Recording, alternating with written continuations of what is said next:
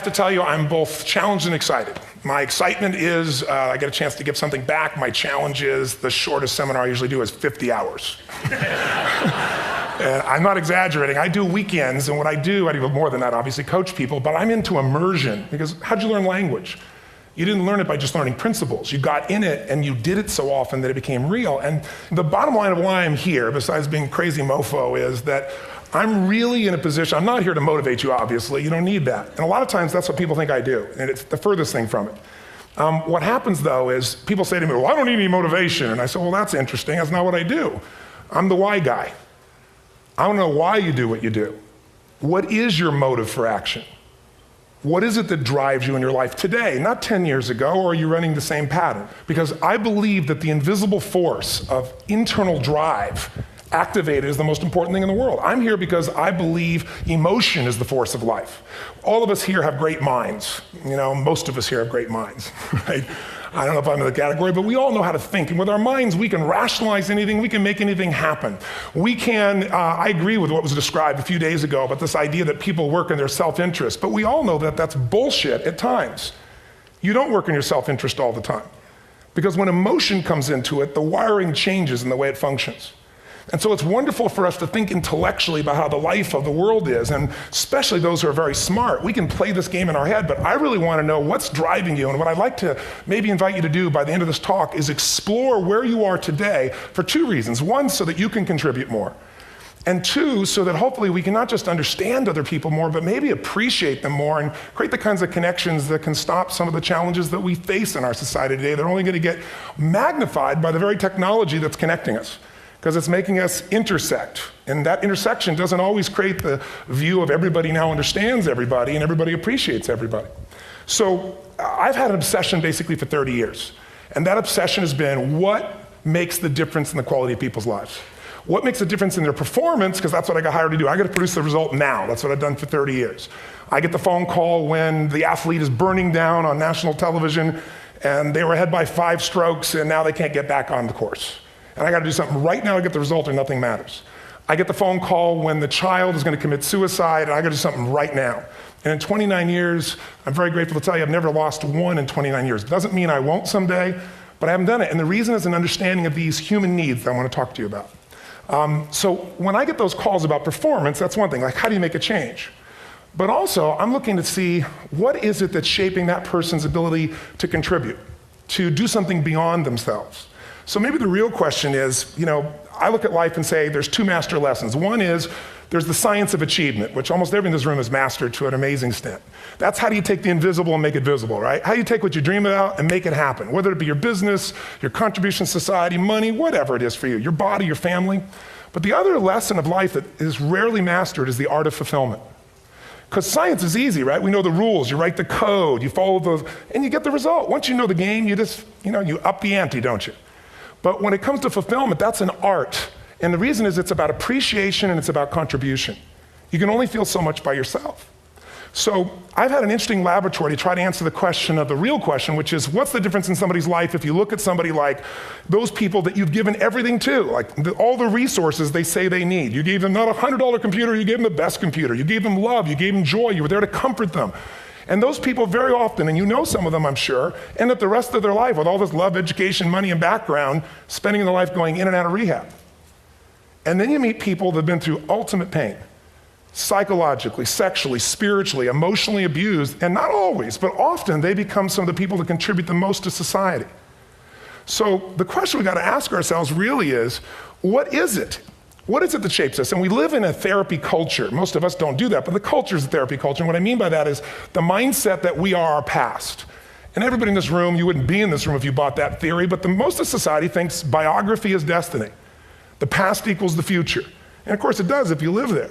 But what people in this room know, and what we have to remind ourselves though, because you can know something intellectually, you can know what to do and then not use it, not apply it. So really what we got to remind ourselves is decision is the ultimate power.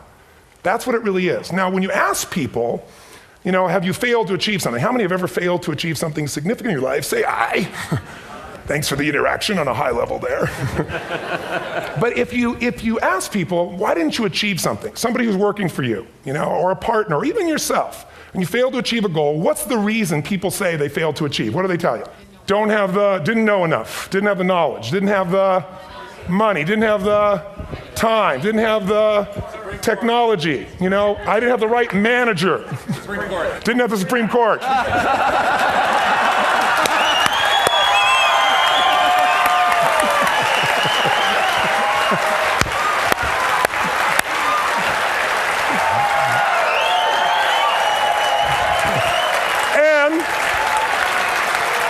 And what do all those, including the Supreme Court, have in common? They are a claim to you missing resources. And they may be accurate. You may not have the money. You may not have the Supreme Court. But that is not the defining factor.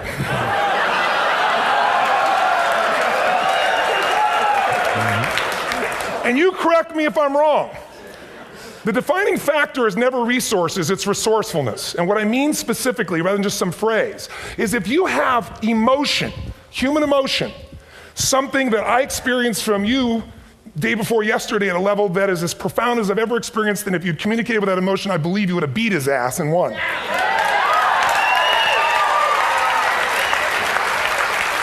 But how easy for me to tell him what he should do.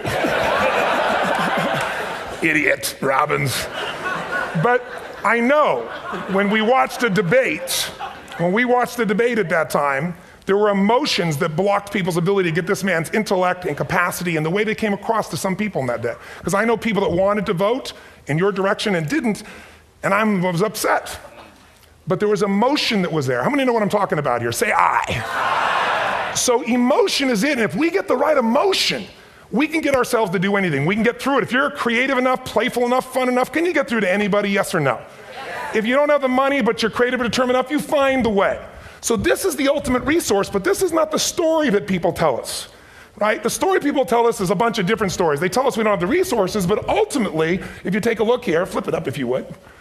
They say, what are all the reasons they have in common? We've said that. Next one, please. He's broken my pattern, that son of a bitch. But I appreciated the energy, I'll tell you that. What determines your resources? We've said decisions shape destiny, which is my focus here. If decisions shape destiny, what determines it is 3 decisions. What are you going to focus on? Right now, you have to decide what you're going to focus on. In this second, consciously or unconsciously, the minute you decide to focus on something, you got to give it a meaning. And whatever that meaning is produces emotion. Is this the end or the beginning? Is God punishing me or rewarding me, or is this the roll of the dice? And emotion then creates what we're going to do, or the action.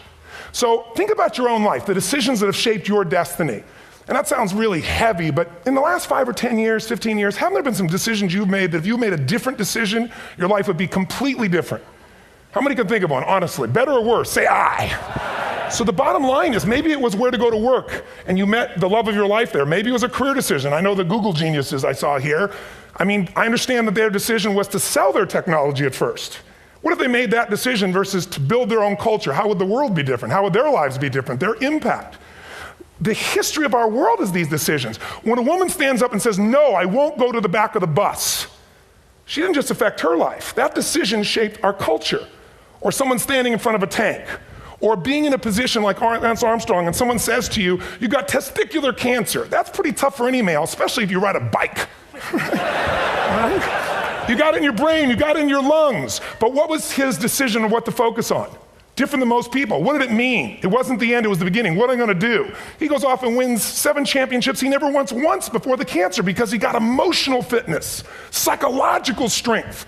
That's the difference in human beings that I've seen of the 3 million I've been around. Because that's about my lab. I've had 3 million people from 80 different countries that I've had a chance to interact with over the last 29 years. And after a while, patterns become obvious. You see that South America and Africa maybe connect in a certain way, right? Other people say, oh, that sounds ridiculous. It's simple. So what shaped Lance? What shapes you? 2 invisible forces, very quickly. 1, state. We all have had times. Have you had a time you did something and after you did it, you thought to yourself, I can't believe I said that. I can't believe I did that. That was so stupid. Who's been there? Say aye. Have you ever done something after you do it, you go, that was me. Right? It wasn't your ability, it was your state. Your model of the world is what shapes you long term. Your model of the world is the filter. That's what's shaping us. That's what makes people make decisions. We want to influence somebody, we gotta know what already influences them. And it's made up of 3 parts, I believe. First, what's your target? What are you after? Which I believe it's not your desires. You can get your desires to goals. How many of you got a goal or desire and thought, is this all there is? How many have been there? Say aye. So it's needs we have. I believe there are 6 human needs. Second, once you know what the target that's driving you is and you uncover it for the truth, you don't form it, you uncover it. Then you find out what's your map. What's the belief systems that are telling you how to get those needs? Some people think the way to get those needs is destroy the world. Some people is to build something, create something, love someone. And then there's the fuel you pick. So very quickly, 6 needs, let me tell you what they are. First one, certainty. Now these are not goals or desires, these are universal. Everyone needs certainty that they can avoid pain, at least be comfortable. Now how do you get it? Control everybody, develop a skill, give up, smoke a cigarette. If you got totally certain, ironically, even though we all need that, like if you're not certain about your health or your children or money, you don't think about much more. You're not sure the ceiling's gonna hold up, you're gonna listen to any speaker. But while we go for certainty differently, if we get total certainty, we get what? What do you feel if you're certain? You know what's gonna happen, when it's gonna happen, how it's gonna happen, what would you feel? Bored out of your mind. So God, in her infinite wisdom, gave us a second human need, which is uncertainty. We need variety. We need surprise. How many of you here love surprises? Say aye. Bullshit. You like the surprises you want. The ones you don't want, you call problems, but you need them. So variety is important. Have you ever rented a video or a film that you've already seen? Who's done this? Get a fucking life. Right? Why are you doing it? You're certain it's good because you read it before, saw it before, but you're hoping it's been long enough you've forgotten enough there's variety. Third human need, critical, significance. We all need to feel important, special, unique. You can get it by making more money. You can do it by being more spiritual. You can do it by getting yourself in a situation where you put more tattoos and earrings in places humans don't want to know. Whatever it takes. The fastest way to do this, if you have no background, no culture, and no belief in resources or resourcefulness, is violence. If I put a gun to your head and I live in the hood, instantly I'm significant. 0 to 10, how high? 10. How certain am I you're going to respond to me? 10. How much uncertainty? Who knows what's going to happen next? Kind of exciting, like climbing up into a cave and doing that stuff all the way down there. Total variety and uncertainty. And it's significant, isn't it? So you're willing to risk your life for it. So that's why violence has always been around and will be around unless we have a consciousness change as a species. Now you can get significance a million ways, but to be significant, you got to be unique and different. Here's what we really need. Connection and love, fourth need. We all want it. Most people settle for connection because love's too scary. Don't want to get hurt. Who here has ever been hurt in an intimate relationship? Say aye. If you don't raise your hand, you'll have about other shit too, come on. And you're going to get hurt again. Aren't you glad you came to this positive visit? But here's what's true, we need it. We can do it through intimacy, through friendship, through prayer, through walking in nature. If nothing else works for you, get a dog. Don't get a cat, get a dog, because if you leave for 2 minutes, it's like you've been gone for 6 months when you show back up again 5 minutes later, right? Now these first 4 needs, every human finds a way to meet. Even if you lie to yourself, even if you have split personalities. But the last 2 needs, the first 4 needs are called the needs of the personality, is what I call it. The last 2 are the needs of the spirit. And this is where fulfillment comes. You won't get fulfillment from the first 4. You'll figure a way, smoke, drink, do whatever, meet the first 4. But the last 2, number 5, you must grow. We all know the answer here. If you don't grow, you what? If a relationship's not growing, if a business is not growing, if you're not growing, it doesn't matter how much money you have, how many friends you have, how many people love you, you feel like hell. And the reason we grow, I believe, is so we have something to give of value. Because the 6th need is to contribute beyond ourselves. Because we all know, corny as it sounds, the secret to living is giving.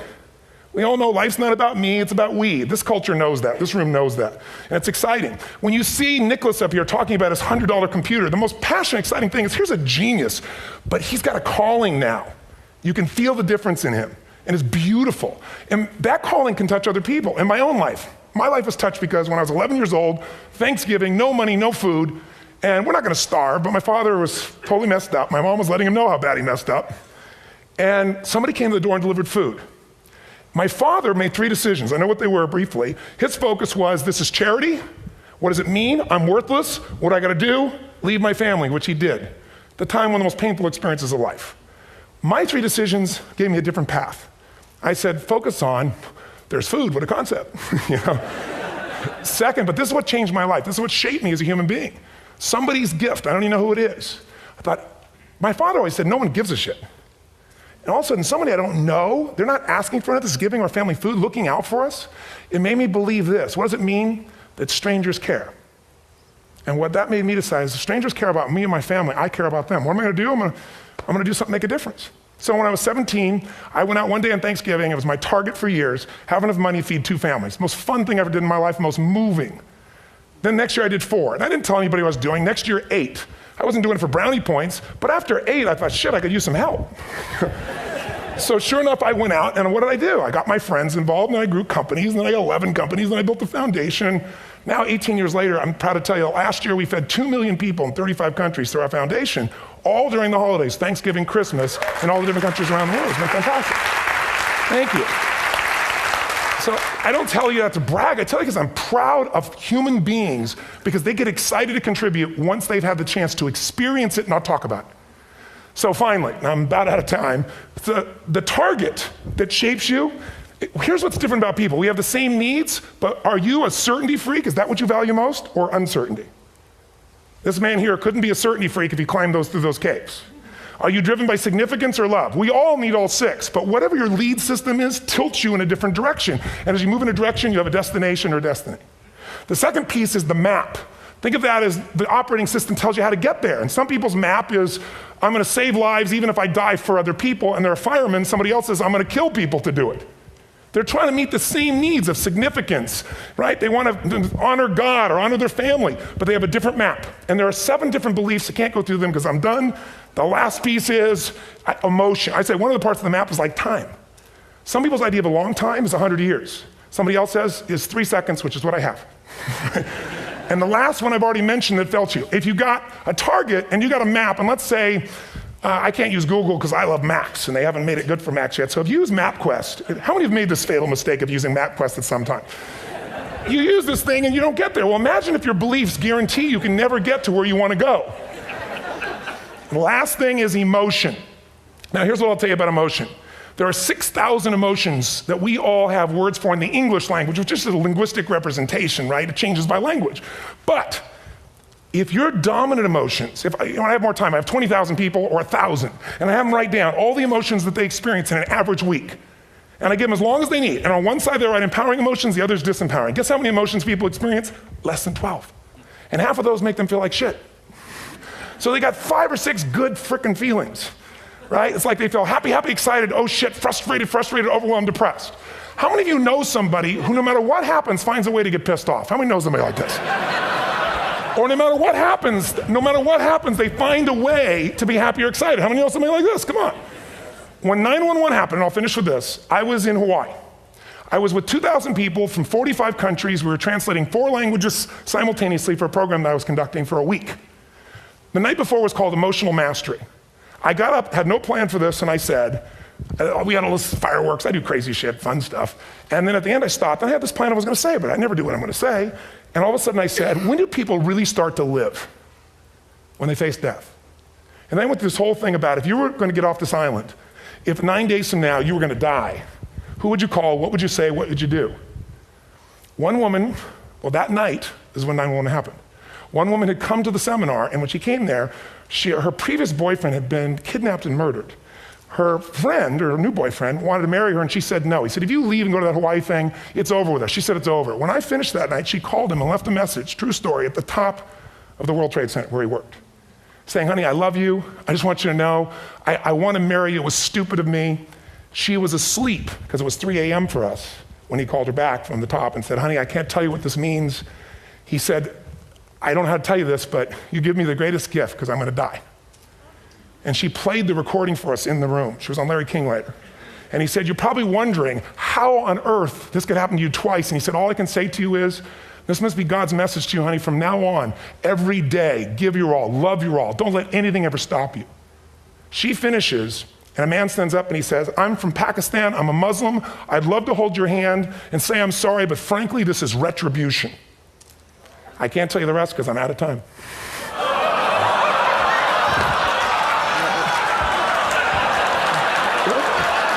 Are you sure? Finish the story.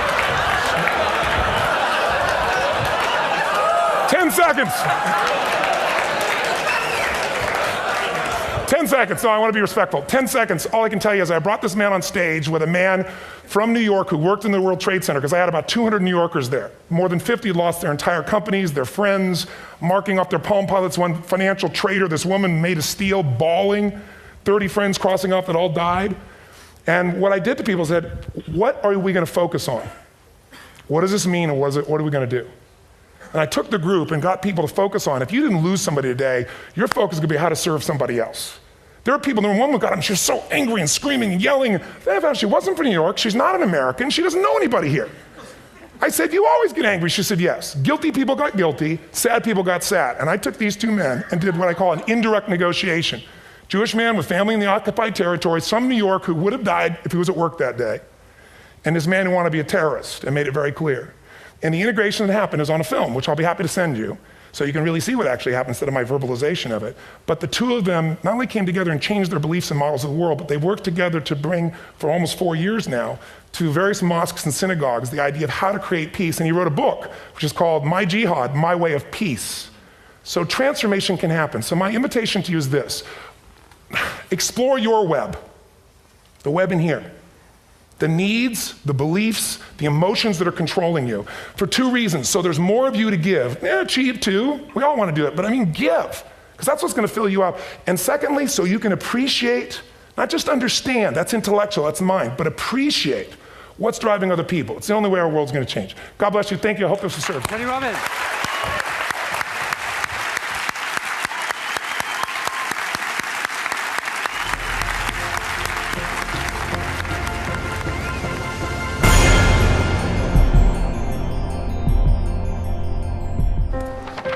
What if great ideas weren't cherished? What if they carried no importance? Or held no value?